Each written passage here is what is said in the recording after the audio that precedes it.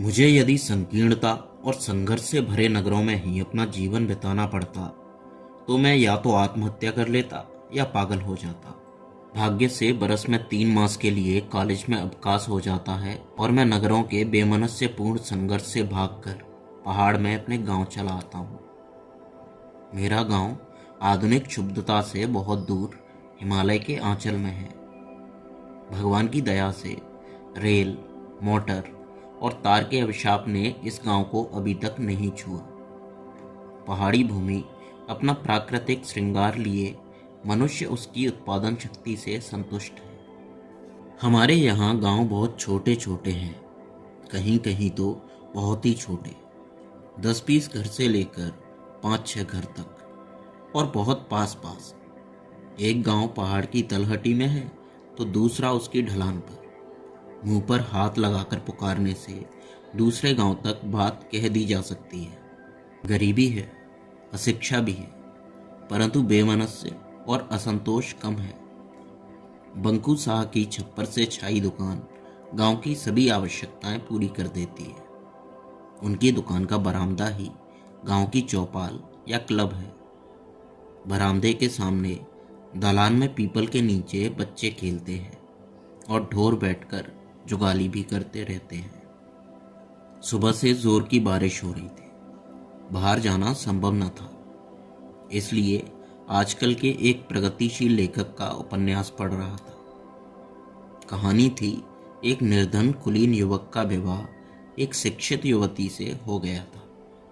नगर के जीवन में युवक की आमदनी से गुजारा चलता न देखकर युवती ने भी नौकरी कर कुछ कमाना चाहा, परंतु ये बात युवक के आत्मसम्मान को स्वीकार न थी।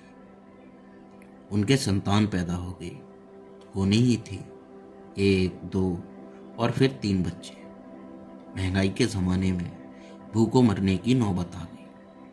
उनका बीमार हो जाना, अपनी स्त्री की राय से नवयुवक का एक सेठ जी के यहाँ नौकरी करना और उनका खुशहाल हो जाना। एक दिन राज खुला कि नवयुवक की खुशहाली का मूल उनकी अपनी योग्यता नहीं, उनकी पत्नी की इज्जत थी। पति ने क्रोध के आवेश में पत्नी का गला घोटने का यत्न किया।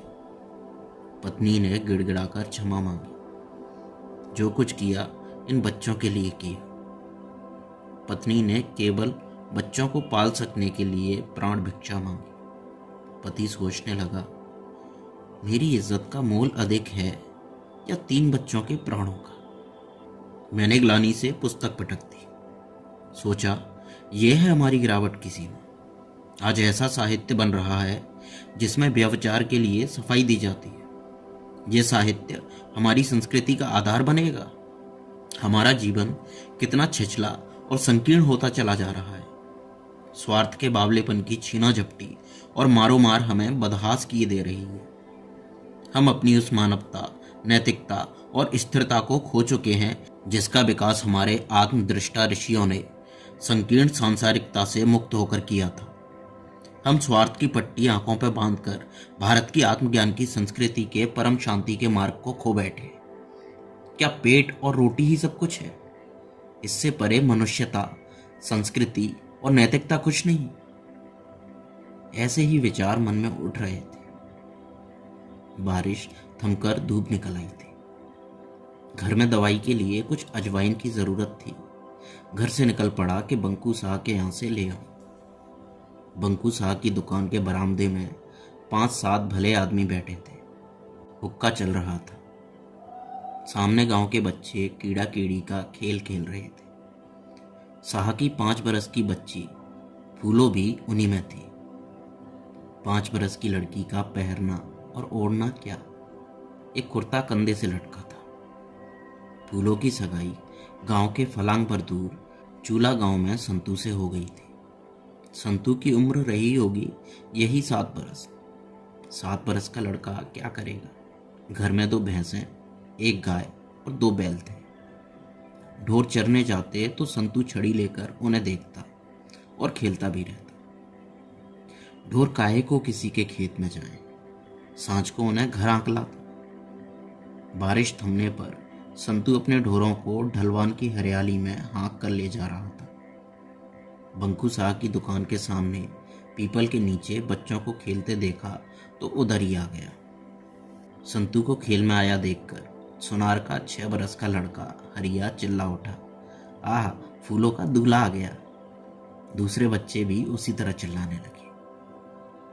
बच्चे बड़े बूढ़ों को देखकर बिना बताए समझाए भी सब कुछ सीख और जान जाते हैं। यूं ही मनुष्य के ज्ञान और संस्कृति की परंपरा चलती रहती है। फूलो 5 बरस की बच्ची थी तो क्या, वो जानती थी दूल्हे से लज्जा करनी चाहिए। उसने अपनी माँ को, गांव की सभी भली स्त्रियों को लज्जा से घूंघट और पर्दा करते देखा था। उसके संस्कारों ने उसे समझा दिया था, लज्जा से मुंह ढक लेना उचित है। बच्चों के चिल्लाने से फूलो लजा गई, परंतु वो करती भी तो क्या, एक ही कुर्ता तो उसके कंधे से लटक रहा था। उसने दोनों हाथों से कुर्ते का आंचल उठाकर अपना मुंह छिपा लिया। छप्पर के सामने हुक्के को घेर कर बैठे प्रौढ़ आदमी फूलों की इस लजा को देखकर ठहाका लगाकर हंस पड़े। काका राम सिंह ने फूलों को प्यार से धमकाकर कुर्ता नीचे करने के लिए समझाया। शरारती लड़के मजाक समझकर हो हो करने लगे। बंकू साह के यहाँ दवाई के लिए थोड़ी अजवाइन लेने आया था, परंतु फूलों की सरलता से मन चुटिया गया, यूं ही लौट चला। सोचता जा रहा था, बदली स्थिति में भी परंपरागत संस्कार से ही नैतिकता और लज्जा की रक्षा करने के प्रयत्न में क्या से क्या हो जाता है। प्रगतिशील लेखकों की उगाड़ी उगाड़ी बात है। हम फूलों के कुर्ते के आंचल में शरण पाने का प्रयत्न कर उघड़ते चले जा रहे हैं और नया लेखक हमारे चेहरे से कुर्ता नीचे खींच देना चाहता है।